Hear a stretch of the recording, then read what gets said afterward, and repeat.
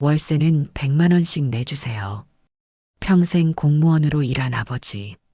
35년을 성실히 살아온 그에게 딸이 가져온 것은 따뜻한 인사가 아니라 임대차 계약서였습니다.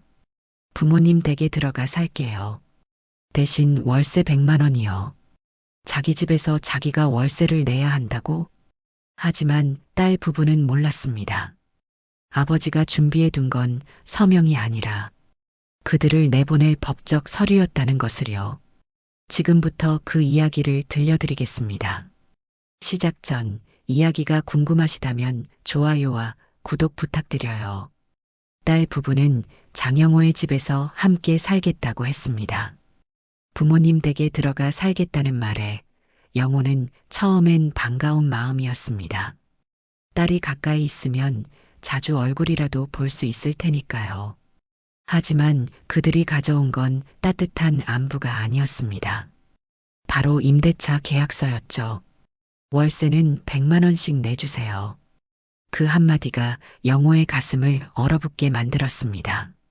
자기 집에서 자기가 월세를 내야 한다니.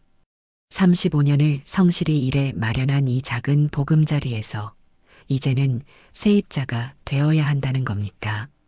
계약서에는 차갑고 명확한 조항들이 빼곡히 적혀 있었습니다. 연체 시 즉각 퇴거, 원상복구 비용 전액 부담, 손해배상 청구 가능. 이 모든 문구들은 부모를 세입자로, 아니 그보다 못한 존재로 취급하고 있었습니다. 영호는 말을 잇지 못했습니다. 딸을 위해 쏟아부은 35년의 세월이 한 장의 계약서 앞에서 무너져 내리는 기분이었습니다. 대학 등록금도, 결혼 자금도, 전셋집 보증금도 모두 기꺼이 내어준 그 세월들이 이제 와서 거래가 되어버린 겁니다. 하지만 결국 집에서 나가게 된 것은 영호 부부가 아니었습니다. 바로 딸 부부였죠. 그 모든 시작은 월세 100만 원이 적힌 임대차 계약서였습니다. 그리고 끝은 영호가 준비한 또 다른 서류였습니다. 어떻게 이런 일이 벌어진 걸까요? 지금부터 그 이야기를 들려드리겠습니다. 이것은 한 가족의 이야기이자 많은 가족의 이야기입니다. 장영호, 68세. 그는 35년간 공무원으로 일했습니다. 화려하지는 않았지만 성실한 삶이었습니다. 매일 아침 7시에 출근해 저녁 6시에 퇴근하는 규칙적인 생활.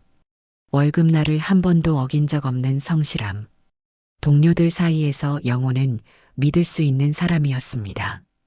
은퇴 후 영호는 아내 미정과 함께 작은 아파트에서 여생을 보내고 있었습니다. 30평 남짓한 공간이었지만 두 사람에게는 충분했습니다.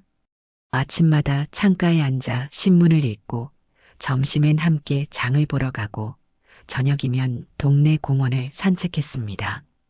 주말이면 옛 동료들과 가볍게 차를 마시며 지난 시절을 회상하곤 했죠. 여보, 오늘 날씨 참 좋네요. 그러게. 산책이나 나갈까? 평범하지만 잔잔한 대화들. 거창한 계획도 큰 욕심도 없었습니다. 그저 건강하게 서로를 의지하며 살아가는 것. 그것이 영호 부부가 바라는 노후의 전부였습니다. 거실 벽에는 가족 사진이 걸려 있었습니다. 어린 딸 수진을 안고 환하게 웃고 있는 영호의 모습. 그때가 언제였을까요? 수진이 5살 때쯤이었을 겁니다. 아빠만 따라다니던 그 작은 딸. 아빠 나 학교 가기 싫어하며 매일 아침 보채던 아이. 영호는 수진을 위해서라면 무엇이든 해주고 싶었습니다. 그래서 대학 등록금도 아낌없이 댔고 결혼 자금도 기꺼이 마련해줬습니다. 전셋집 보증금이 모자라다고 하면 자신의 노후 자금까지 털어보태줬죠. 딸의 행복이 곧 자신의 행복이라고 믿었으니까요. 하지만 결혼 후 수진의 연락은 점점 뜸해졌습니다. 명절이나 부모님 생신 때나 잠깐 얼굴을 비추는 정도. 전화도 한 달에 한두 번이면 다행이었습니다. 처음엔 섭섭했지만 영호는 이해하려 했습니다. 살림하느라 바쁘겠지. 젊은 사람들은 다 그런 거야. 아내 미정도 같은 마음이었습니다. 딸이 행복하기만 하다면 자주 보지 못하는 건 참을 수 있었습니다. 두 사람은 여전히 수진이 잘 살고 있으리라 믿었습니다. 사위 도윤도 괜찮은 사람이라고 생각했고요. 그렇게 영호 부부는 평온한 일상을 이어가고 있었습니다. 큰 사건도 특별한 변화도 없는 잔잔한 날들. 그것이 그들이 원하던 노후였습니다. 하지만 그 평온은 곧 깨지게 됩니다. 어느 일요일 오후였습니다. 영호는 거실에서 신문을 읽고 있었고 미정은 부엌에서 저녁 준비를 하고 있었습니다. 갑자기 울린 초인종 소리. 영호는 안경을 벗고 현관으로 향했습니다. 누구세요? 문을 열자 딸 수진과 사위 도윤이 서 있었습니다. 하지만 뭔가 달랐습니다. 평소처럼 밝게 웃는 얼굴이 아니었죠. 두 사람 모두 굳은 표정으로 두꺼운 서류 봉투를 들고 있었습니다. 아빠, 안녕하세요. 수진아. 갑자기 웬일이니? 들어와. 거실로 들어온 딸 부부는 소파에 앉지도 않고 서 있었습니다. 차 한 잔 마시자는 말도 없이 사위 도윤이 먼저 입을 열었습니다. 아버님, 할 말씀이 있어서 왔습니다. 영호는 불안한 예감이 들었습니다. 도윤의 목소리가 평소보다 딱딱했기 때문입니다. 미정도 부엌에서 나와 조심스럽게 자리에 앉았습니다. 무슨 일인데 그러니? 도윤은 서류 봉투에서 깔끔하게 프린트된 계약서를 꺼냈습니다. A사 용지 여러 장이 스테이플러로 정갈하게 고정되어 있었습니다. 영호는 그 순간 심장이 철렁 내려앉는 기분을 느꼈습니다. 아버님, 저희가 부모님 댁에 들어가 살려고 합니다. 처음엔 영호도 이해하려 했습니다. 아, 경제적으로 힘든가 보구나. 그래, 우리 집에 들어와 살면 되지. 딸이 가까이 있으면 자주 얼굴이라도 볼 수 있을 테니 나쁘지 않다고 생각했습니다. 그래, 그럼 들어와서 같이 살면 되지. 하지만 다음 말에 영호의 심장이 멎는 듯 했습니다. 대신 월세는 100만 원씩 내주세요. 뭐? 영호는 귀를 의심했습니다. 자기 집에서 자기가 월세를 내야 한다고? 도윤은 태연하게 계약서를 펼쳐 보였습니다. 여기 임대차 계약서입니다. 조건을 한번 보세요. 계약서에는 차갑고 명확한 조항들이 빼곡히 적혀 있었습니다. 월세 100만 원, 매달 1일 입금 연체 시 즉각 퇴거 공과금 및 관리비 별도 부담 원상복구 비용 전액 임차인 부모 부담 계약 위반 시 손해배상 청구 가능. 영호는 계약서를 읽으며 손이 떨렸습니다. 이 계약서는 부모를 완전히 세입자로 취급하고 있었습니다. 아니, 세입자보다 못한 존재로 만들고 있었죠. 수진아, 이게 무슨 소리니? 수진은 아빠의 눈을 똑바로 보지 못했습니다. 시선을 피하며 작은 목소리로 말했습니다. 아빠, 이건 서로를 위한 거예요. 명확하게 하는 게 좋잖아요. 나중에 오해 생기는 것보다. 오해? 무슨 오해를 말하는 거니? 도윤이 끼어들었습니다. 아버님, 요즘 세상이 어떤 세상인지 아시잖아요. 가족이라도 명확하게 해두는 게 서로한테 좋습니다. 감정적으로 얽히면 나중에 더 복잡해져요. 영호는 말문이 막혔습니다. 35년간 자신이 흘린 땀이, 딸을 위해 쏟은 모든 사랑이 단 한 장의 계약서로 거래 관계가 되는 순간이었습니다. 수진아, 아빠가 너한테 뭘 잘못했니? 아빠, 그게 아니라. 아니면 우리가 너한테 짐이 되는 거니? 아빠, 제발 그렇게 생각하지 마세요. 이건 정말 서로를 위한. 하지만 영호의 눈에는 이미 눈물이 고여 있었습니다. 아내 미정도 손수건으로 눈가를 닦고 있었습니다. 그 순간 가족의 관계는 송두리째 흔들리기 시작했습니다. 도인은 계약서를 테이블 위에 올려놓으며 말했습니다. 천천히 생각해 보시고 일주일 안에 답 주시면 됩니다. 그리고 딸 부부는 그대로 돌아갔습니다. 영호와 미정은 거실에 멍하니 앉아 테이블 위에 놓인 계약서를 바라볼 뿐이었습니다. 그날 밤 영호는 잠을 이룰 수 없었습니다. 침대에 누워 천장만 바라보며 계속해서 생각했습니다. 왜 수진이가 저런 요구를 하는 걸까? 우리가 뭘 잘못한 걸까? 새벽 3시, 영호는 조용히 일어나 거실로 나왔습니다. 테이블 위에 놓인 계약서를 다시 펼쳐 읽기 시작했습니다. 읽으면 읽을수록 가슴이 답답해졌습니다. 여보, 잠이 안 와? 아내 미정도 잠을 설친 모양이었습니다. 두 사람은 거실 소파에 나란히 앉아 이야기를 나눴습니다. 수진이가 왜 저러는 걸까요? 나도 모르겠어. 우리가 딸한테 뭘 잘못했나 싶어서. 혹시 우리가 너무 간섭한 건 아닐까요? 아니야. 우린 결혼하고 나서 거의 연락도 안 했잖아. 두 사람은 딸의 행동을 이해하려 애썼습니다. 힘든 사정이 있나 보지 뭐. 경제적으로 어려운가 봐. 우리가 조금 참으면 되겠지. 며칠 뒤 수진 부부가 다시 찾아왔습니다. 이번엔 더 자세한 설명을 가지고 왔습니다. 아버님, 계약서 검토해 보셨죠? 영호는 대답 대신 고개만 끄덕였습니다. 도윤은 계약서를 펼치며 조항을 하나하나 설명하기 시작했습니다. 월세 100만 원은 매달 1일까지 이 계좌로 입금하시면 됩니다. 연체하시면 안 되고요. 공과금이랑 관리비는 따로 내셔야 합니다. 사용량에 따라 나중에 정산하면 되니까 영수증 잘 보관하세요. 그리고 혹시 나중에 집에 문제가 생기면 원래대로 고쳐 놓으셔야 해요. 원상복구 비용은 아버님이 부담하시는 거예요. 도윤은 마치 세입자에게 설명하듯 차분하고 사무적인 목소리로 말했습니다. 수지는 옆에서 아무 말 없이 고개만 끄덕이고 있었습니다. 영호는 참고 또 참았습니다. 가족인데 갈등 없이 해결되면 좋겠어. 수진이도 어려운 처지가 있을 거야. 알겠다. 그렇게 하마. 영호의 대답에 도윤은 만족스러운 표정을 지었습니다. 현명한 선택하셨습니다, 아버님. 이게 서로한테 좋은 거예요. 그렇게 며칠 동안은 일이 잘 흘러가는 것처럼 보였습니다.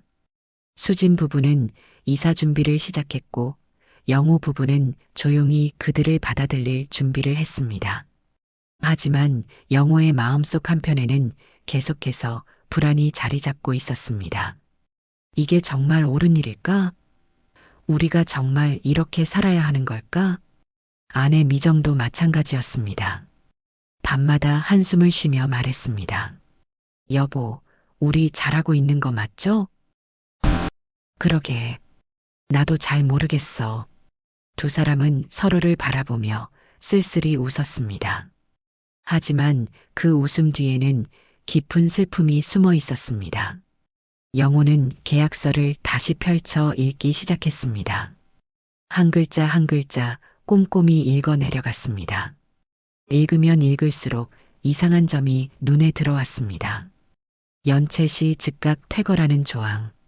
만약 자신이 월세를 하루라도 늦게 내면 그 즉시 집에서 쫓겨날 수 있다는 뜻이었습니다. 자기 집에서 말이죠. 원상복구 비용 전액 부담이라는 조항. 집에 조금이라도 문제가 생기면 모든 비용을 자신이 부담해야 한다는 겁니다. 35년 살아온 집인데도요. 손해배상 청구 가능이라는 조항. 만약 계약을 위반하면 딸 부부가 자신에게 돈을 요구할 수 있다는 뜻이었습니다. 영호는 계약서를 내려놓으며 한숨을 쉬었습니다. 이건 가족 간의 약속이 아니야. 철저히 계산된 법적 문서야. 그날 밤 영호는 서재로 들어가 노트북을 켰습니다. 인터넷에 임대차 계약서를 검색해 봤습니다. 여러 사례들을 읽어보니 자신이 처한 상황이 얼마나 위험한지 알 수 있었습니다. 그리고 영호는 문득 3개월 전의 일을 떠올렸습니다. 그때 영호는 우연히 은행에서 옛 직장 동료를 만났습니다. 그 동료는 부동산 중개업을 하고 있었는데 잠깐 이야기를 나누다가 수진 부부 이야기가 나왔습니다. 아, 사위 되는 분이 요즘 좀 힘들다던데요? 힘들다니 무슨 말이야? 투자 실패로 빚이 좀 있다고 들었는데 몰랐어요? 그때는 대수롭지 않게 넘겼습니다. 젊은 사람들이야 다 그렇지. 곧 해결되겠지. 하지만 지금 생각해보니 그게 시작이었습니다. 영호는 다시 인터넷을 뒤지기 시작했습니다. 사위 도윤의 이름을 검색하고 그가 일하는 회사를 찾아봤습니다. 그리고 법원 경매 사이트까지 뒤졌습니다. 결과는 충격적이었습니다. 도윤은 암호화폐와 주식 투자로 큰 손실을 받고 부동산 투자까지 실패하면서 빚이 3억 원이 넘었습니다. 게다가 최근에는 신용대출까지 받은 상태였습니다. 영호는 손이 떨렸습니다. 그래서 우리 집을 노린 거구나. 딸 부부의 계획이 명확해졌습니다. 1단계 부모 집에 들어가 산다, 2단계 부모를 세입자로 만든다. 3단계 시간이 지나면 계약 위반을 이유로 내보낸다. 4단계 집을 팔아 빚을 갚는다. 이건 동거가 아니었습니다. 집을 차지하려는 계획된 배신이었죠. 영호는 노트북을 끄고 창밖을 바라봤습니다. 밤하늘에는 별이 총총했지만 그의 마음은 칠흑같이 어두웠습니다. 수진아, 내가 정말 이럴 수 있니? 다음 날 아침 영호는 아내 미정에게 모든 걸 털어놨습니다. 미정은 말을 잇지 못하고 울기만 했습니다. 여보, 우리 어떡하죠? 진정해. 내가 방법을 찾을게. 영호는 더 이상 흔들리지 않기로 결심했습니다. 그는 서재 서랍 깊숙한 곳에서 한 장의 명함을 꺼냈습니다. 3개월 전 그 은행 동료가 건네준 변호사 명함이었습니다. 혹시 모르니까 가지고 계세요. 요즘 가족 문제로 법적 도움이 필요한 분들이 많더라고요. 그때는 설마 했지만 이제는 역시였습니다. 영호는 전화기를 들고 변호사에게 전화를 걸었습니다. 여보세요. 법률사무소입니다. 안녕하세요. 상담 좀 받고 싶은데요. 그렇게 영호의 반격이 조용히 시작되었습니다. 영호는 일주일 동안 변호사와 긴밀히 상담했습니다.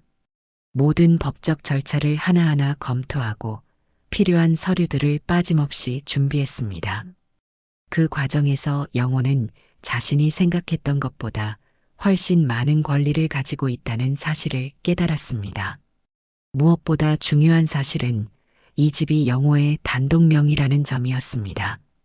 딸 수진은 법적으로 아무런 권리가 없었죠. 오히려 수진 부부가 제시한 임대차 계약서는 법적으로 효력이 전혀 없는 문서였습니다. 소유주가 자기 집에서 세입자가 될 수는 없는 일이니까요. 변호사는 서류를 검토하며 명확하게 설명했습니다. 이 계약서는 법적 효력이 전혀 없을 뿐만 아니라 오히려 부모를 기망하려는 시도로 간주될 수 있다고 했습니다. 걱정하지 말고 자신이 알려주는 대로만 하면 된다고 했습니다. 영호는 그제야 마음이 조금 놓였습니다. 변호사의 조언에 따라 영호는 2개의 봉투를 준비했습니다. 첫 번째 봉투에는 퇴거 통보서가 들어 있었습니다. 이 집은 장영호의 소유이며 수진 부부는 법적 거주 권한이 없으므로 30일 이내에 퇴거해야 한다는 내용이었습니다. 두 번째 봉투에는 상속 배제 공증 문서가 들어 있었습니다. 영호는 이미 변호사와 함께 공증 사무실을 방문해 모든 재산을 아내 미정 명의로 변경하는 절차를 마쳤습니다. 그리고 수진을 법적 상속인에서 완전히 제외시켰습니다. 이 문서에는 공증인의 도장과 서명이 선명하게 찍혀 있었습니다. 서류를 준비하는 동안 영호의 마음은 복잡했습니다.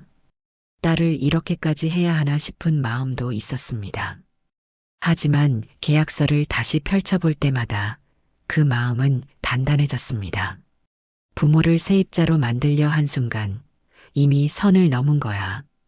영호는 스스로에게 되뇌었습니다. 일주일이 지난 후 영호는 수진에게 전화를 걸었습니다. 전화기를 들 때 손이 약간 떨렸지만 목소리만큼은 흔들리지 않았습니다. 수진아, 내일 다시 오너라. 할 말이 있다. 짧고 단호한 말이었습니다. 수진은 무슨 일인지 물었지만 영호는 내일 오면 안다고만 했습니다. 다음 날 오후 2시 거실에는 네 사람이 앉아 있었습니다. 영호 부부, 수진 부부, 그리고 깔끔한 정장을 입은 변호사였습니다. 수진 부부는 현관문을 열고 들어서는 순간 변호사를 보고 당황한 표정을 지었습니다. 무슨 일이 벌어질지 직감한 듯 했습니다. 영호는 소파에 앉지도 않고 서 있는 딸 부부를 향해 조용히 말했습니다. 앉아라. 들을 이야기가 있다. 그의 목소리는 평소와 달리 차갑고 무거웠습니다. 35년간 공무원으로 일하며 터득한 감정을 드러내지 않는 목소리였습니다. 영호는 침착하게 테이블 위에 2개의 봉투를 올려놓았습니다. 봉투를 내려놓는 소리가 거실에 울렸습니다. 도윤의 얼굴이 점점 하얗게 질려갔고 수지는 불안한 눈빛으로 아버지를 바라봤습니다. 영호는 첫 번째 봉투를 천천히 펼쳤습니다. 퇴거 통보서였습니다. 변호사가 서류를 들고 차분하게 설명하기 시작했습니다. 이 주택은 장영호 선생님의 단독 소유이며 귀하들이 제시한 임대차 계약서는 법적 효력이 전혀 없다는 것. 오히려 그 계약서는 소유주를 기망하려는 시도로 간주될 수 있다는 것. 따라서 귀하들은 30일 이내에 이 주택에서 퇴거해야 한다는 것을 또박또박 설명했습니다. 수지는 그 말을 듣는 순간 얼굴이 창백해졌습니다. 아빠, 이건 오해예요. 우리 그럴 생각 아니었어요. 그냥 명확하게 하려고. 하지만 그 말은 변명에 불과했습니다. 영호는 딸의 말을 끊지 않았지만 표정은 변하지 않았습니다. 도윤도 황급히 변명을 늘어놓기 시작했습니다. 빚이 좀 있긴 하지만 부모님을 내쫓으려던 건 아니라고 그냥 서로 편하게 살려고 했던 거라고 말했습니다. 하지만 영호는 이미 모든 걸 알고 있었습니다. 영호는 조용하지만 단호하게 말했습니다. 사위가 3억 원의 빚을 졌다는 것도 알고 있고 이 집을 팔아서 빚을 갚으려던 계획도 다 알고 있다고 말했습니다. 순간 거실에 무거운 침묵이 흘렀습니다. 수진과 도윤은 더 이상 변명하지 못했습니다. 모든 것이 들통난 순간이었습니다. 영호는 2번째 봉투를 펼쳤습니다. 상속배제 공증 문서였습니다. 이 문서에는 공증인의 도장이 선명하게 찍혀 있었고 영호의 모든 재산이 안에 미정 명의로 변경됐다는 내용이 적혀 있었습니다. 그리고 수지는 법적 상속인에서 완전히 제외됐다는 문구가 명확하게 기재되어 있었습니다. 수진의 얼굴이 새하얗게 변했습니다. 도윤은 의자에 주저앉으며 고개를 떨궜습니다. 그들이 계획했던 모든 것이 한순간에 무너지는 순간이었습니다. 영호는 딸의 이름을 불렀습니다. 수진아. 그의 눈에는 눈물이 고여 있었지만 목소리는 여전히 단호했습니다. 부모를 세입자로 만들려 한 순간 이미 선을 넘었다고 말했습니다. 내가 아빠한테 뭘 배웠는지 모르겠지만 적어도 이런 건 아니었을 거라고 덧붙였습니다. 수지는 울면서 사과했지만 영호는 흔들리지 않았습니다. 미안하다는 말로는 부족하다고 했습니다. 35년 동안 딸을 위해 쏟은 자신의 인생을 딸이 단 한 장의 계약서로 짓밟으려 했다고 말했습니다. 그 말에는 깊은 상처와 배신감이 배어 있었습니다. 영호는 자리에서 일어나며 마지막으로 말했습니다. 30일 안에 나가거라. 그게 내가 딸에게 줄 수 있는 마지막 잡이다. 그 말은 최후 통첩이었습니다. 수지는 울면서 매달렸지만 영호는 더 이상 돌아보지 않았습니다. 아내 미정도 눈물을 흘리고 있었지만 남편의 결정을 지지했습니다. 변호사는 서류를 정리하며 조용히 말했습니다. 모든 법적 절차는 완료됐으며 30일 후에도 퇴거하지 않으면 법적 조치를 취하게 될 것이라고 덧붙였습니다. 이제 선택은 수진 부부의 몫이었습니다. 도윤은 아무 말도 하지 못하고 고개만 숙이고 있었습니다. 수진은 계속 울고 있었지만 영호는 더 이상 마음이 흔들리지 않았습니다. 그 순간 부모와 자식의 관계는 돌이킬 수 없는 파국을 맞았습니다. 그날 영호는 깨달았습니다. 때로는 사랑하는 사람에게 단호해져야 한다는 것을요. 그것이 진짜 어른의 선택이라는 것을요. 그리고 부모의 존엄은 누구도 설령 그것이 자식이라 할지라도 침해할 수 없다는 것을요. 한 달이 지났습니다. 수진 부부는 결국 집을 떠났습니다. 마지막까지 사과하며 매달렸지만 영호는 흔들리지 않았습니다. 짐을 나르는 날 수진은 현관 앞에서 한참을 서 있었습니다. 어린 시절 뛰어놀던 거실, 아빠와 함께 숙제하던 책상, 엄마가 저녁을 차려주던 식탁. 모든 것이 추억이었지만 이제는 돌아갈 수 없는 곳이 되어버렸습니다. 수진아, 가자. 도윤이 재촉했습니다. 수진은 마지막으로 한 번 더 뒤를 돌아봤지만 영호는 창가에서 등을 돌리고 서 있었습니다. 아빠, 정말 미안해요. 작은 목소리였지만 영호의 귀에는 들렸습니다. 하지만 그는 돌아보지 않았습니다. 돌아보면 마음이 흔들릴 것 같았으니까요. 수진 부부가 떠난 후 영호는 창가에 앉아 한참을 멍하니 있었습니다. 아내 미정이 옆에 다가와 그의 손을 잡았습니다. 여보, 잘한 거 맞죠? 모르겠어. 하지만 이렇게라도 하지 않으면 우리가 무너질 것 같았어. 두 사람은 말없이 창밖을 바라봤습니다. 가을 하늘이 유난히 높고 푸르렀습니다. 그날 밤 영호는 일기를 썼습니다. 35년간 매일 쓰던 습관이었습니다. 오늘 딸을 보냈다. 아니, 딸이 스스로 떠나게 만들었다. 부모를 세입자로 만들려 한 순간 이미 선을 넘었다고 생각했다. 사랑한다고 해서 모든 것을 용서할 수는 없다. 존중이 없는 사랑은 사랑이 아니다.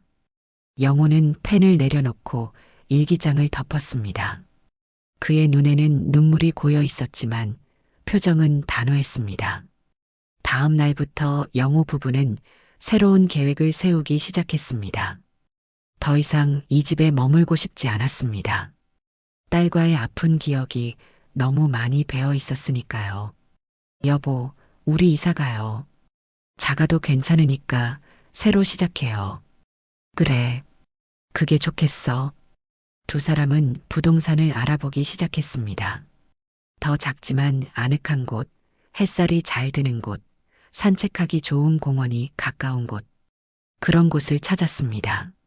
한편 수진 부부는 빚에 쪼들리며 힘든 시간을 보내고 있었습니다. 부모의 집을 얻는데 실패한 후 그들은 점점 더 어려워졌습니다. 결국 부부 사이도 틀어지기 시작했습니다. 당신이 그런 계약서를 만들지만 않았어도 당신도 동의했잖아. 매일 같은 다툼이 반복됐습니다. 그리고 결국 두 사람은 이혼을 준비하기 시작했습니다. 영호는 그 소식을 옛 동료를 통해 전해 들었습니다. 마음 한편이 아팠지만 동정하지 않았습니다. 스스로 선택한 길이야.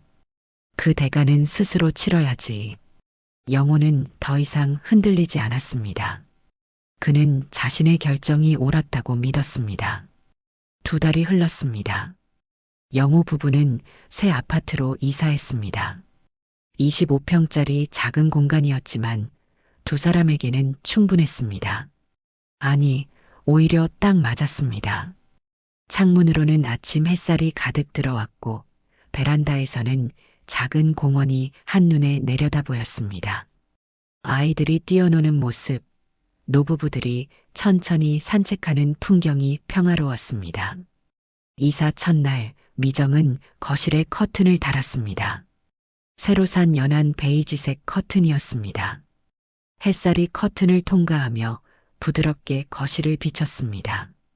영호는 소파에 앉아 그 모습을 바라봤습니다. 오랜만에 마음이 편안했습니다.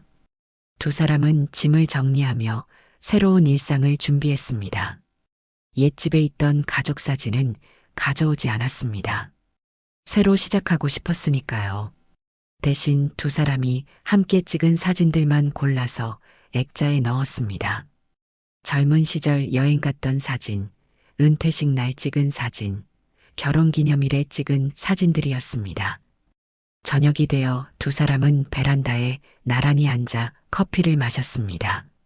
공원에서는 아이들이 웃으며 뛰어놀고 있었고 저 멀리서는 노부부가 손을 잡고 천천히 걷고 있었습니다. 평범하지만 따뜻한 풍경이었습니다. 영호는 커피잔을 들고 창밖을 바라보며 생각했습니다. 부모의 존엄은 누구도 침해할 수 없다고, 설령 그것이 자식이라 할지라도 말입니다. 그 생각이 이제는 확신이 되었습니다. 가끔 수진이가 생각났습니다.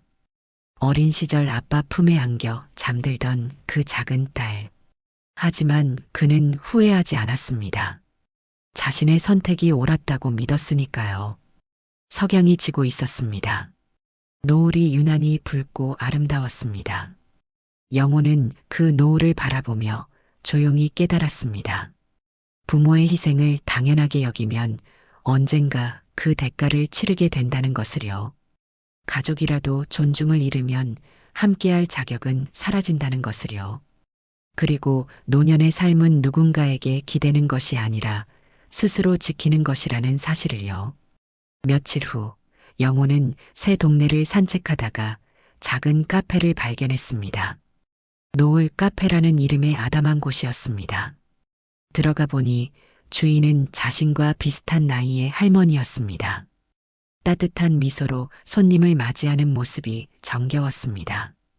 영호는 그 카페가 마음에 들었습니다.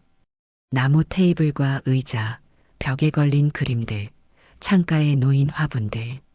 모든 것이 소박하지만 따뜻했습니다. 그는 매일 오후마다 그 카페에 들러 커피를 마시기 시작했습니다. 어느 날 카페 주인 할머니가 조심스럽게 물었습니다. 혼자 사시냐고요? 영호는 아내와 함께 산다고 대답했습니다. 할머니는 고개를 끄덕이며 자식들은 어떻게 지내냐고 물었습니다. 영호는 잠시 망설였습니다. 하지만 솔직하게 대답했습니다. 딸이 하나 있었는데 이제는 연락하지 않는다고요. 할머니는 안타까운 표정을 지었지만 이내 고개를 끄덕이며 커피를 내려줬습니다. 그리고 조용히 말했습니다. 자식이라고 해서 다 용서할 필요는 없다고. 존중받지 못하는 사랑은 사랑이 아니니까요. 영호는 할머니의 말에 깊이 공감했습니다. 그리고 창밖을 바라봤습니다. 석양이 또다시 지고 있었습니다. 노을이 온 세상을 붉게 물들이고 있었습니다. 영호는 그 풍경을 바라보며 조용히 미소 지었습니다. 그날 이후 영호는 확신했습니다. 노년의 삶은 누군가에게 기대는 것이 아니라 스스로 지키는 것이라는 사실을요. 그리고 그것이 진짜 어른의 삶이라는 것을요. 부모의 존엄은 누구도 침해할 수 없습니다. 영호와 미정은 새로운 일상을 시작했습니다. 아침마다 공원을 산책하고 오후엔 노을 카페에서 커피를 마시고 저녁엔 함께 요리하며 시간을 보냈습니다. 때로는 도서관에 가서 책을 읽기도 하고 문화센터에서 그림을 배우기도 했습니다. 크지 않은 행복이었지만 그것으로 충분했습니다. 그리고 가끔 영호는 딸을 떠올렸습니다. 미워하지는 않았습니다. 다만 안타까울 뿐이었습니다. 내가 조금만 더 현명했더라면, 조금만 더 부모를 존중할 줄 알았더라면 하고요. 하지만 그는 더 이상 후회하지 않았습니다. 자신의 선택이 옳았다고 믿었으니까요. 한편 수진 부부는 여전히 빚에 쪼들리고 있었습니다. 부모의 집을 얻는데 실패한 후 그들의 상황은 더욱 어려워졌습니다. 결국 부부 사이도 틀어져 이혼 절차를 밟고 있다는 소식이 전해졌습니다. 영호는 그 소식을 들었을 때 마음 한편이 아팠습니다. 하지만 동정하지는 않았습니다. 스스로 선택한 길이었고 그 대가는 스스로 치러야 하니까요. 어느 저녁 영호는 베란다에서 석양을 바라보고 있었습니다. 미정이 옆에 다가와 조용히 그의 손을 잡았습니다. 두 사람은 말없이 노을을 바라봤습니다. 저 멀리 지평선 너머로 해가 천천히 내려가고 있었습니다.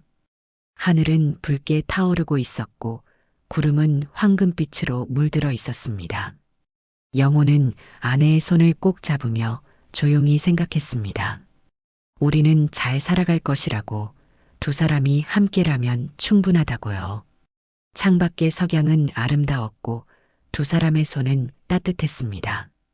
그것으로 충분했습니다.